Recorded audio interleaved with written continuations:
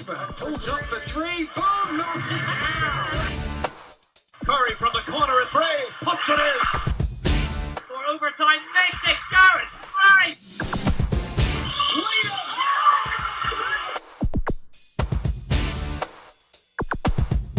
Welcome to the MVP cast with me, Mark Woods. My guest is someone who's hoping to be a happy camper over the next couple of weeks. And we're not just talking tents and singing Kumbaya. She's one of the hopefuls in the Great Britain women's squad, hoping to make it all the way to Riga for the start of EuroBasket later this month. We'd like to welcome now Hannah Shaw to the MVP cast. Hi. Thanks for joining us. You're in camp in Manchester, and I guess for those people who are outside this highly competitive elite environment, I guess the phrase training camp might mean different things. What is it in reality? Explain the mystery of this process of what a training camp is. Well, first of all, I'd like to say that all training camps I was a part of in the junior years used to fill me with dread before I'd go, because I knew it would be 3 2-hour sessions a day. It would just be really, really tiring. And now we're in senior, real elite basketball. We just train smart. So we'll do an hour to an hour and a half in the morning, really just working smart. So running through offenses, getting shots up, making sure everybody's body feels good and everybody's on the right page basketball-wise. And then in the evening, we do a really tough, really gritty practice. So it's been a good few days since we started. How much is that first few days about kind of bonding as a team and getting to know there's a few new faces, of course, have come into the squad this time. And how much is it, do you secretly sit there and size up the competition? You always size up competition. I mean, I speak to Nicolette every day and we're always like, oh, this person's been invited to camp. Have you seen them play? Do you know what this? So you always do that, whether you do it outwardly or whether you just think it yourself. But getting everybody into camp and just seeing people, it's all about bonding and making sure you can figure out how they like to play, where they like to get the ball, what their strengths are. So it is really important, the first few sessions. I mean, you're coming off a season, so there's a lot of people you haven't seen for a while, and there'll be some people you'll keep in touch with, some people you won't, maybe some people you just follow on social media. I mean, is there a little bit of the getting the gang back together and and trading stories about what you've been up to and the horror stories, I guess, over the campaign that some people will have? Oh, definitely. The first few days are always like, oh, did you enjoy your season? And it's either a resounding yes or a big no. In my case, yes, it was fine sort of thing. So it's just good to be able to hear what everybody else's experiences were, because people on our team were playing all over, and it was just nice. It's just good to get everybody back, and everybody on this team gels really well. Even when you get a couple of new people in, or people maybe haven't played with the others in other teams, there's no outsiders really, and there's no curveballs. Everybody seems to get on, and I think that's really helpful with this team. I mean, most of the team have worked or been coached by Chema Bucheta up to now, but does he sort of arrive with a sort of a game plan or a playbook for everyone to sit down and go, okay, this is how our summer is going to roll? Yeah, so we do get in. We have an overall schedule. Things always chop and change throughout the day, or if someone's sick or if someone's hurt, we do have to make allowances. But the overall thing tends to be the same, or at least similar to what the schedule was at the start. But we do come in, and I think most people know how Chema wants to work. And then because everybody is very happy with that, it's very easy for other people to come in and see that this is how we're going to do things, I think. So it's nice. It's really nice for us to have that. Is there a sort of natural progression, I think, over the first few days where some people have come straight from seasons, some people like yourself have had a few weeks off. I mean, do you sort of see that environment where you have to, I suppose, get back up to that game sharpness for a couple of days to be mentally locked in for this, or how comfortable is that process for you? There's definitely a few days at the start where, people have been off doing things, and regardless of whether you've been working out or not, you've not been playing at this intensity or in this gym.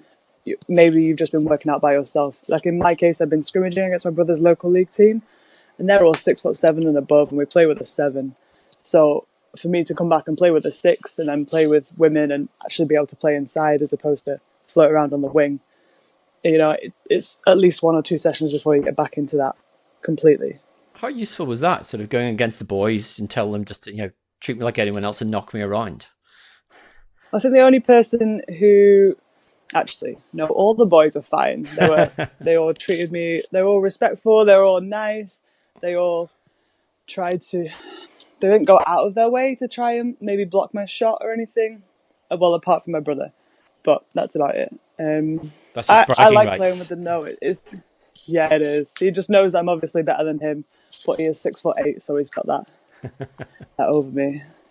My sister's only good because she's a girl. I'm like, okay, well, you enjoy. Oh, it's good to see that sexism lives on even in the household. I know. I mean, he's one of my biggest fans. He's always asking me how camp is. He's always really proud of my basketball achievements, but if it's just me and him playing basketball, he's always going to try and make me look stupid. That's all right. I'm sure that's... How much... I mean, do you think that some in small way contributed to you being good or as good as you are? Yeah, maybe. Because I've always been more dominant, like looking than other people. Like I'm a lot taller and bigger. And then my sister is my height and my brother's 6'8". So as a kid, I was always, I wouldn't say picked on, but I was definitely like the bottom of the pile. So I kind of have that kind of like a competitive edge, I think, because of that. It's just trying to prove yourself. Yeah, definitely. I mean, definitely my parents' favourite child, though, so. And if he's listening, she really means that. Oh, they know. I mean, you mentioned the break that you had before the camp began, and you hit the road big time over in the States in the Midwest. Tell us about that. Yeah, so I went to go and see my old teammate Ashley Harris. She lives in Iowa, which is a state I'd actually never been to. So I went over to visit her and her new baby, which was nice. And she lives in Dubuque, which is right on the Mississippi River. It also borders Illinois and Wisconsin. So that's 3 states I can knock off pretty much in a day. Are you one of those drive around people? And see the Midwest? Are you one of those people that are like, yeah, how many have I got to get to 50? Well, I like to keep track, but I mean, I don't know if I can count it if you just drive in and out. Oh, you can. I've done that. But yeah, I do kind of want to. I do want it. But also, I don't think there's much in some of the states. So, do you need to drive through it, really? There were no charms. But I'm already Nebraska. at 25, so. I'll say you are counting. That's fine. I think I'm 20, so you're up there. I mean, what did you see? What was the highlight of the trip, other than obviously seeing your friend and their new child? Super random stuff, actually. I always Google roadside attractions, like the really weird things the states do, like the world's biggest frying pan or something like that. And we went to the world's biggest popcorn ball. Nice. Which is exactly what it sounds like. Really weird. But I made us stop and have a look at that one, which was pretty good. We stopped at the Kevin Costner film. Is it Kevin Costner with Field of Dreams? Yes, we stopped because that is filmed not far from, was filmed not far from our house. So we stopped and went to the Field of Dreams where it's the house and the pitch. And you can go and walk around that. So that was kind of cool. I mean, we had a snowstorm that day and I was wearing sandals because it was probably 20 degrees before we left. But that's the Midwest, I guess. I mean, is it useful, do you think, to have had that period of decompression after the season, a long season, before you get back into the rigors of camp? Definitely. My season in Spain, I don't think it was physically as demanding as I thought it was going to be, but mentally it really was. And so it was nice to be able to finish that and go and do something totally non-basketball related, and just to go and relax and not really do much apart from hang out and not be on like a really rigorous schedule. So I think it is really important just mentally to be able to go and do that. And is it trickier though when you go to the States, because the challenge, I imagine, is harder to stop putting on like about 10 kilos in 2 weeks? Yeah, so for the first week I did no exercise really. I think I just walked to like a coffee shop. And then the second week I was like, okay, I need to go and lift at least, or I need to go and have like a little run. Which is good because Ashley would work during the day and then I would go and get that out of the way. And then going out for dinner in the evening. I mean, it'd be rude not to have jumbo margaritas when they're only $5. Especially, I'm sure But I was mindful. Especially though when you're getting all those weird looks about walking to a coffee shop. You know, a very un-American thing to do. Yes, super weird. Yes.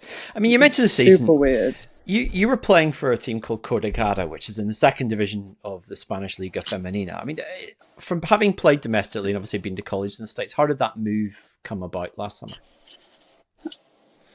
So because Gemma was telling me that I needed to go and play abroad, and I know I did. I know I needed to go, and I would have gone the year before had it not been for the Commonwealth Games, and I wanted to make sure I was going to be eligible for that. Mm-hmm. So this, I think, it was a move that probably was a long time coming.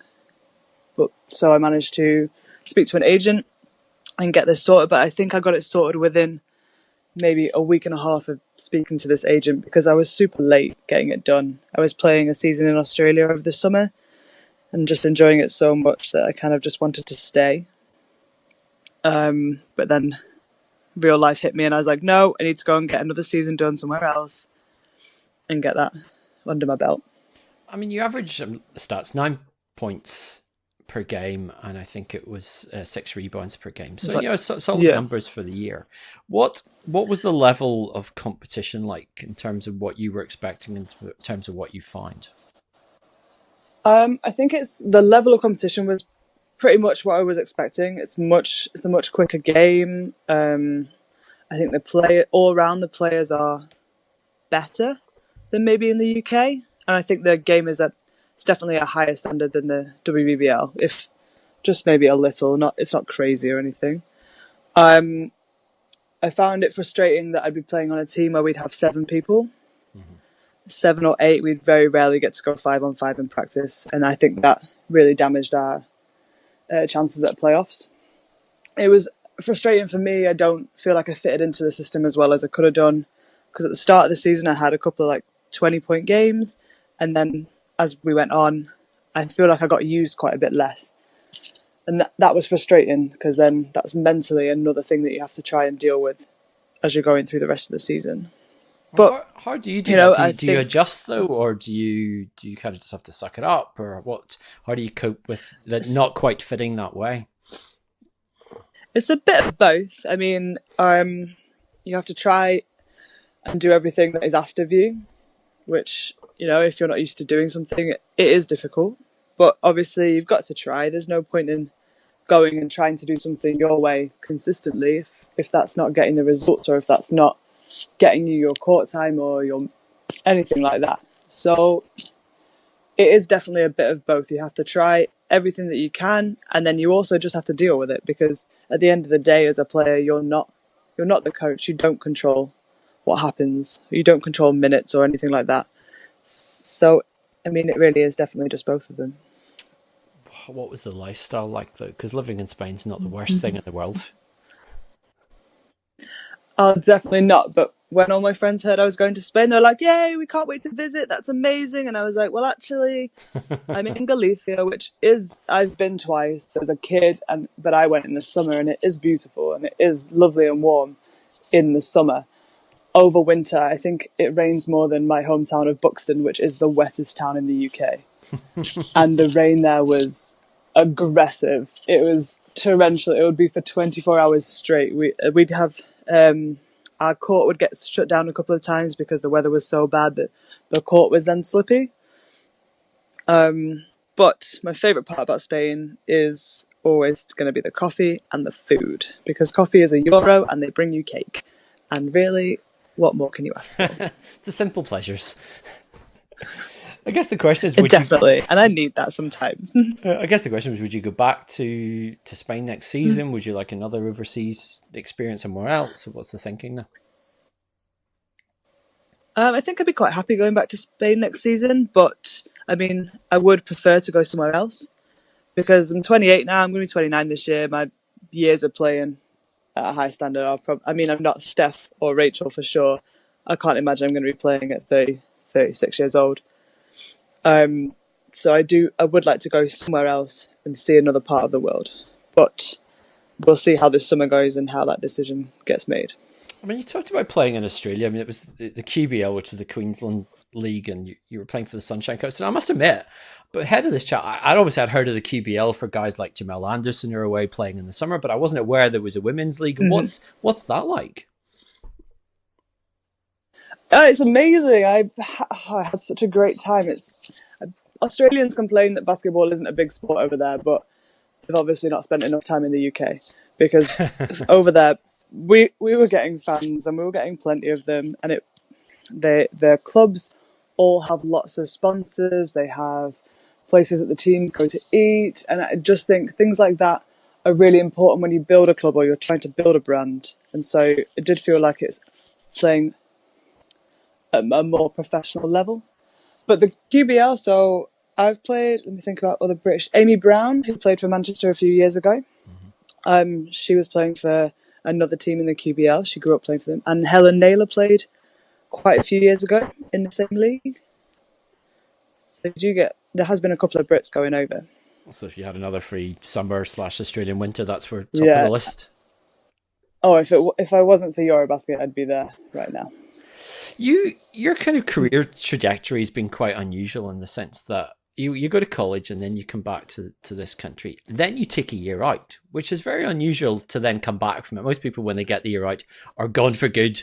And as you said, I think it was a tweet or something, or a message or a biography or something, you worked in a bar and partied for a year, and that was pretty much life.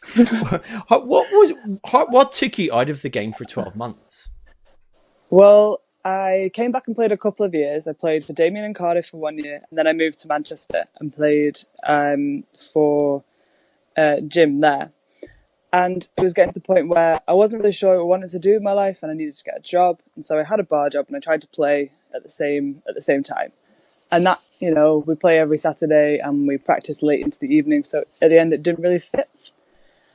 And the year I played for Manchester, when it was still the National League and not the WBBL, we weren't great, and it wasn't really something that I didn't really enjoy it as much. So I took a year out, not intentionally. I just thought, you know what, I need to work, I need to earn more money. So I managed this like football bar, had a great time, learned some pretty solid job, real world experience, I'd say, which has been helpful. And then I got this message I got lots of messages from Dave Greenaway when I moved back to Nottingham, just saying, "Oh, Hannah, how are you doing? Just checking up, And it was never like, come back to Nottingham, come back to Nottingham, come back to Nottingham. He was always just checking in and seeing how I was. But I knew he was trying to get me to go back. And then I think I was at a game watching my friend Kate Butters play for Cardiff. And they were playing, I think I'd gone to watch her play against Loughborough, and I'd gone by myself, and I just wanted to go and see her. And I found that I was getting really upset watching the game, because I'd really missed playing. So that was a big thing for me. And then further on into the summer, it's getting more and more messages from Dave, and I thought, you know what, I'm going to go and practice and see what it's like.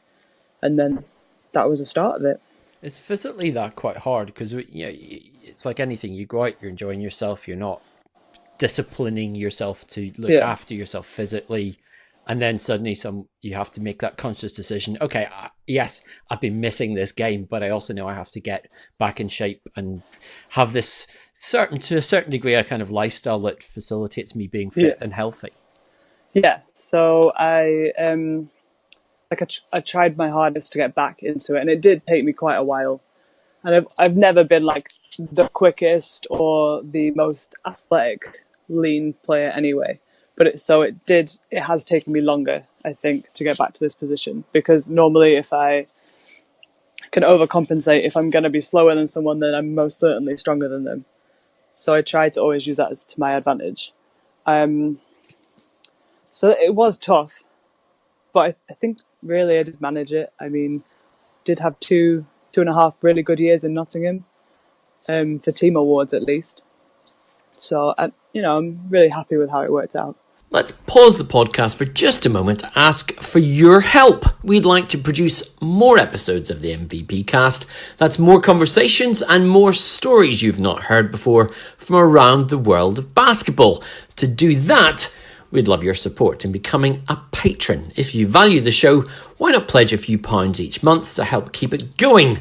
We'll even give you a shout out as our way of saying thank you. Find out more by going to MVP 24/7, clicking on the podcast page and going to the patron link. Hannah Shaw's our guest. You've had 2 university experience, or 2 collegiate experience, we could call it. You're Miami in the States, then you did art and design back in at your college in Nottingham. And educationally wise, because what was your major in Miami? I was just a freshman, so it was technically undeclared. So there was no kind of particular specialization. But yeah. How important is, I guess, having a sort of another passion or a learning experience being alongside everything? I think it's definitely really important.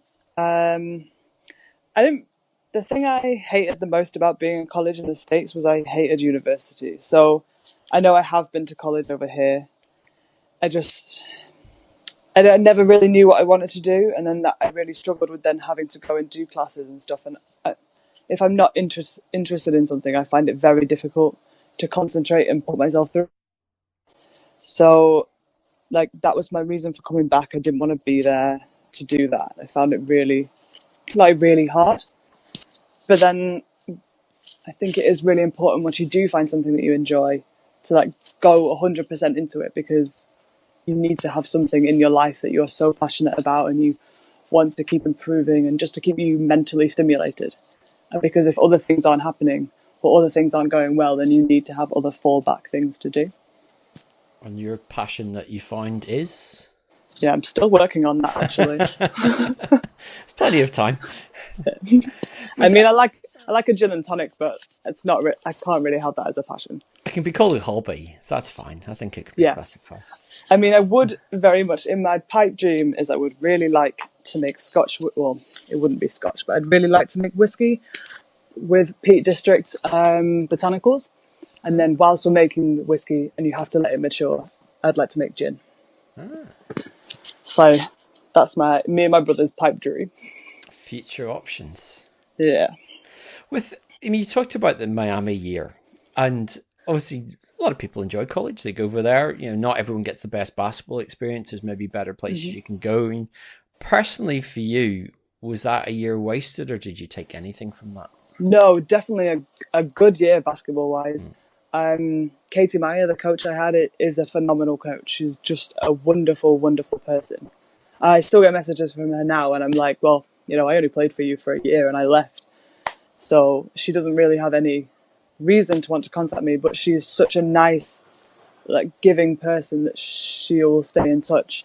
And I think the stuff that I learned from her, I think she was All-American when she played at Duke, and then she went and played pro in Belgium, and that was obviously a long time ago, but she was a really good player. So being able to play for her, and 2 of my teammates then went on to become big players within the WNBA. So playing on that team, I think I got much better. It also taught me that it doesn't matter how much you run, you're probably not going to collapse, because that is.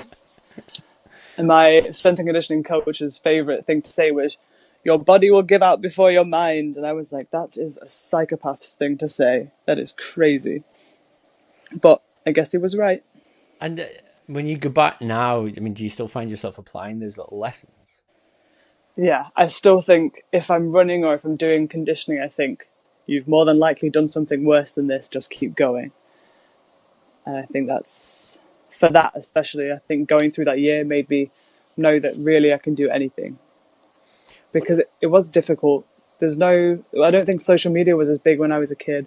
And it was definitely harder to I didn't have WhatsApp and internet all the time on your phone. So speaking to people at home, I think, was much more difficult.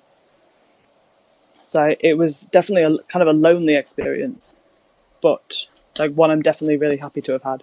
And if you were to do it again, your 18-year-old self, where do you think what path would you choose to make yourself a better player and pursue an opportunity?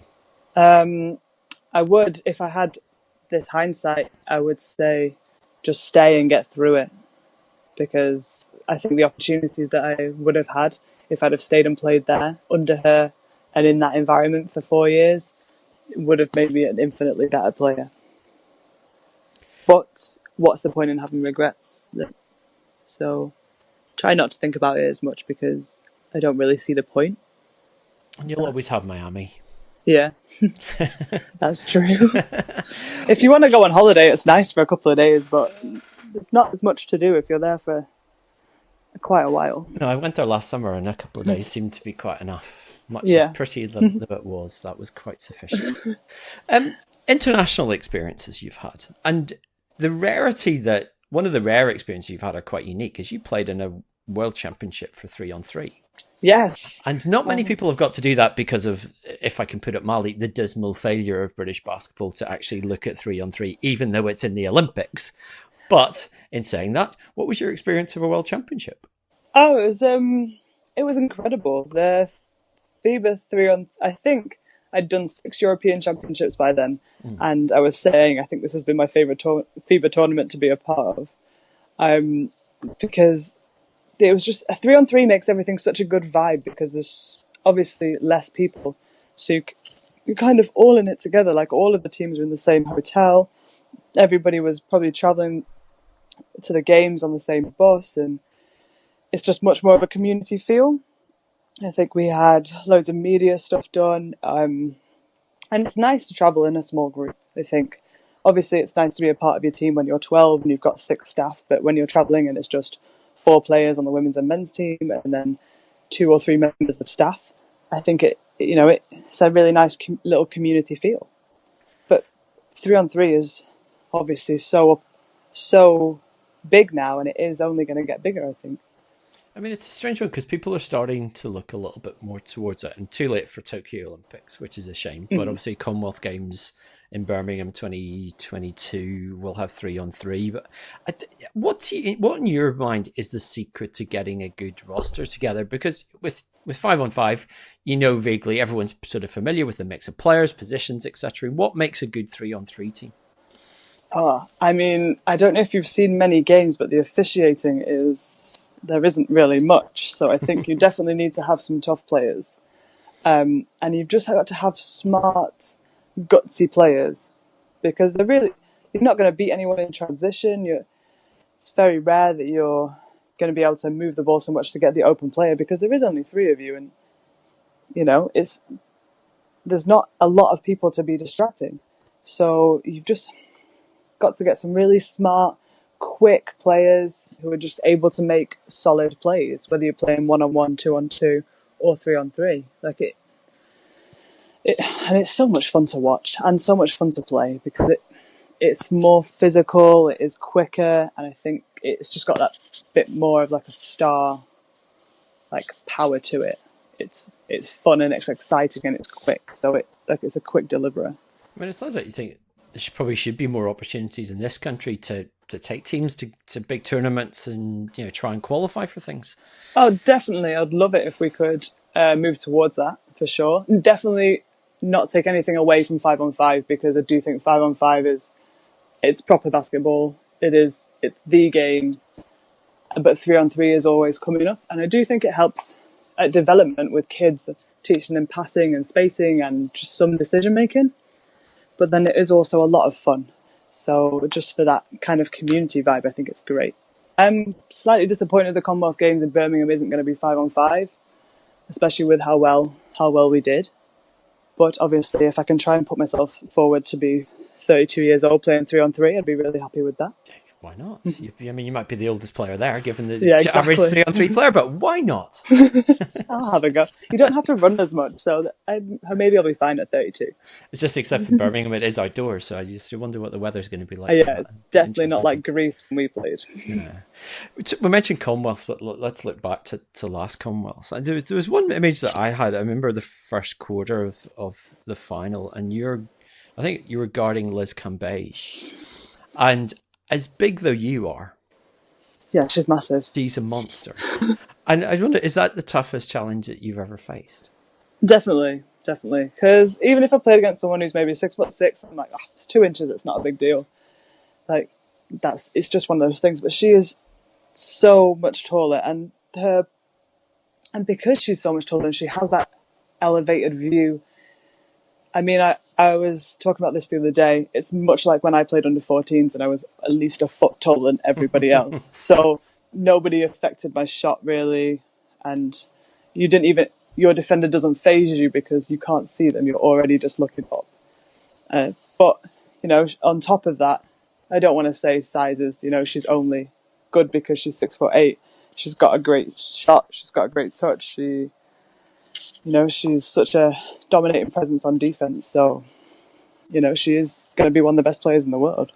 I mean, she's a very unique personality. And I remember during London 2012, when I was helping to manage the team that was effectively running the media at basketball, and she was always one of the players that was incredibly nice to every single volunteer. She was absolutely super nice.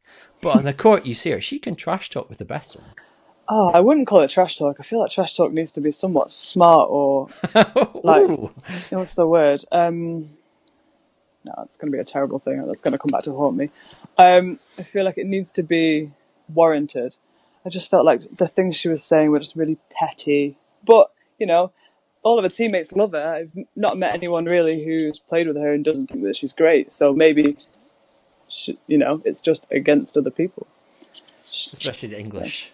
Yeah. Even though she was born here. Yeah, that's true. That's true. But I know you're Scottish, but like everybody hates us, and we're not quite Millwall. Everybody hates us, and we don't care. But everybody does hate us. We just have to get over it.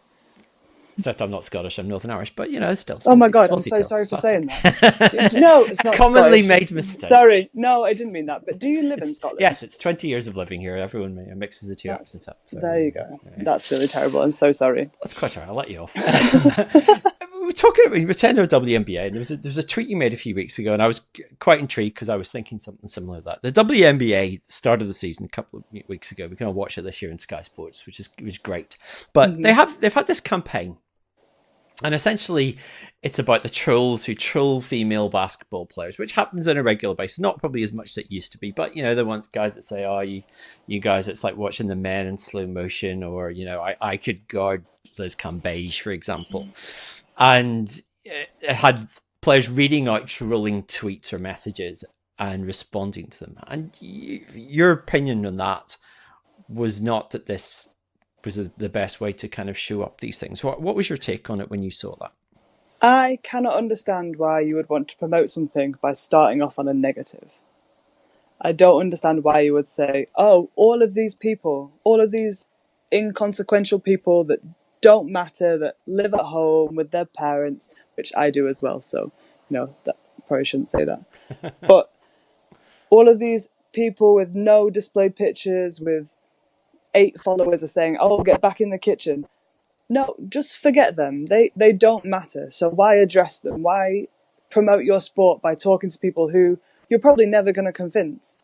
Why aren't you going out into schools? Why aren't you showing like little girls who want to play basketball? Why aren't you showing them that you can go and do this, or you can go and travel the world, or you can be one of the best players in the world, and you can have all of these amazing fans, because the WNBA fan base is getting bigger. All the pictures from the last couple of weeks from the stadiums, they're pretty full, if not completely full. It's now got better media coverage, and I just think, don't bother with people that don't matter. Show your sport, show all the good things about it. It's not common for women to dunk, and the game is obviously slower than the men's. But then show all the better things about it. Show the fact that Sue Bird and Taurasi are amazing passes. Show that Cambage is 6'8" and shooting threes over people and not even being bothered by her defender. Why can't you promote that side of the sport?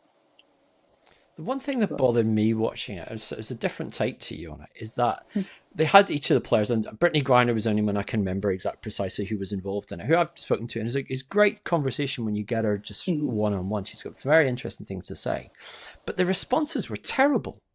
And if I'm going to put my players in that position to respond to them, I'm going to sit down with a script writer or sit down with them and come up with something funny and witty. They were the lamest responses almost in every case, and it made them look bad. Yeah. Is that the best you can come up with as if you're going to put you in a position to respond to the trolls, do it funny or do it with something that's going to be a put down, but don't do it with oh, no, that's not right. It did not make them look good in any way. No, not at all. I think they'd obviously tried to do the celebrity reading mean tweets. Yeah, like the Jimmy kind Kimmel of skit. Stuff. Yeah. Yeah. And I just think you need to pick very funny ones, or you need to maybe speak to somebody about how they're going to respond to something, because they were. It felt like the players weren't really into it as well. Yeah, because it didn't show up. Yeah, it wasn't the best at all. How much? I mean, particularly when you were in the WBBL, but overseas in Spain, if it's the same experience, but do you sense that over the last 5 years, the perception of women's basketball has improved in terms of, there's always going to be a comparison with men's basketball, and there's no way around that. But do you sense that people appreciate now the positives of women's hoops rather than worrying about what those differences are? For sure, I think it is getting better. Definitely, I think social media is always going to be behind things like this. It's such a big tool when you're promoting things. And if you look at yesterday for the Hoops Fix All-Star Classic, the under-19s game, that for being the first women's game that they've done, that obviously had an incredible turnout, and being able to stream it. And I think everything I've seen online about that has been positive. So, I mean, women's basketball is getting bigger. And obviously it's going to be such a long time before we're anywhere near the men's, if we can even get to being like the men's. But then you need to just look at the women's England football team. And they are now moving forward. The World Cup this year is going to be absolutely massive. And I think if we can maybe try and follow in the footsteps of them a little bit more, then hopefully we can keep growing as a sport. I hate Manchester City, but they were the best ones with their "it's not men's football, it's not women's football, it's just football" campaign that they did. And they amalgamated both their social media accounts. And I think stuff like that is so important. And then hopefully that can help us with the more European way of thinking, that you don't go and watch, Leicester Riders men's team play. You go and watch, you're not a Leicester Riders men's team fan, you're a Leicester Riders club fan, which means if they have a wheelchair basketball team, if they have a netball team, if they have a women's basketball team or anything like that, you're a supporter, you're part of that whole community. And I think that's really important going forward. I think that breaks down the barriers as well, because yes, there are lots of people who watch the men's game. There's people who just watch the women's game, but I think it's always been strange that people can't appreciate the other, even if it's not your core fandom. Yeah, exactly. I mean, I always bash netball because I don't like to play it, but I can always appreciate that, it's a relatively difficult sport to play, and any sport at a high level has taken a lot of dedication and a lot of time and a lot of effort and a lot of money. But just because I don't want to watch it doesn't mean I'm constantly going to be tweeting out my hatred for it or going on about how rubbish I think the players are or anything like that, because that's not helpful to anyone. That's just waste my own time. I'm not their target audience when they're trying to build their brand, so why do I need to go back at them? Although it's always going to be a poor version of basketball, really. Oh, it's rubbish. not wearing a dress. Yes, it's not. It's contrived. It's pointless. But there you go. They're the basketball fans, bête noire. I mean, I'm just complaining, but they all get paid for this, so whatever. Exactly. Yes, they're doing very well for themselves. Probably picked the wrong sport. No, definitely not. Last couple of things. I mean, EuroBasket is just a few weeks away, and we're all kind of excited about being over there and seeing what happens in that. And obviously, Olympic qualification places to be strictly accurate, places in the Olympic qualifiers are at stake. But when you guys have sat down over the last few days at camp, has there been an immediate level of expectation set about what might be achieved there? I mean, I feel like we've not been explicitly told what our expectations are, because everybody in camp kind of knows it and kind of feels it. And I think that's the best way for us to be. I think if we are all on the same page or concentrating, how can I say this? We're all working at the same pace and moving forward together, then we're obviously going to achieve what we want to. But I think going out right and saying we're going to get this and we're going to do this, I think that you never know what's going to happen. You never know how you're going to play or how you're going to react or what could happen. If there's anything that's something you cannot control. So I think, it's a great place to be in camp because we're so positive. Everybody works hard for each other. Everybody dives on the floor, everybody scraps for loose balls. I don't think I've played on many teams that are as unified as this one. So it's nice to come in and everybody has the same buzz about them, that we are working towards something incredibly special. Is there any motivation, or even perhaps is it a distraction, that people look at the sport as it stands at the moment and realise the importance of the women's team doing something amazing at EuroBasket for everything else in this sport right now? I think so, yes. Because at the moment we're obviously the only ones in contention for, if I'm right, we're the only ones in contention for a major tournament coming up. Yes. Yeah, that is correct. So obviously, I mean, if we're the only ones at the moment, then it's big. And I think that of all the teams, we have the capability to do something like that. So, I mean, we just want to do well and hope that we can make British basketball even better and keep moving forward, so that we can promote the sport and we can hopefully get it back to where, or get it to a new stage, a new place where it can excel. So, and obviously, only 12 shall go. There's a few will miss out. Is there that sort of nervousness every time it comes to one of the, either 13 will go to Slovenia this week, or when it comes to the range of cuts, do you all sit there and sweat a little bit the night before when you're forgetting to find these things out? Definitely. I always panic about stuff like that. I'll sit in my room, probably making my roommate really nervous, like, oh my god, are we getting cut today? What's going on? But I mean, that's only really on the day that I know it's happening, in the evening, because realistically, you can only do your best. You can only try as hard as you can. You can only try and put yourself in the best position. So at the end of the day, if you can do all of that, everything else is out of your control. So there's no point in panicking or getting stressed, because that is taken out of your hands, if that makes sense. So, yeah. Go in and perform. You knock people over. You channel your inner Liz Cambage, and everything should be fine. No, we're not the same. We should say GB Women at home at Manchester on the 19th of May against Canada. You'll be able to see the team there. I'll also say before you go, very entertaining Twitter account, HCShaw13. Give Hannah a follow. Lots of very eclectic stuff on there. It's not just all about basketball. It's an entertaining read. It is funny. I am. If I'm nothing else, I'm definitely funny. Well, you've been funny for us. Thank you so much for joining us today. The very best of luck in camp. We hope we'll personally be seeing you in Riga, but hope the next few weeks goes well with the GB squad. Thank you very much, and hopefully see you soon. We hope so. Thanks. That's for Hannah. And that's it for this edition. You can subscribe to every episode via your preferred podcast provider, or listen online at mvp247.com. We also get all the latest basketball news. Another edition of the MVP Cast coming very soon. But for now, from me, it's goodbye.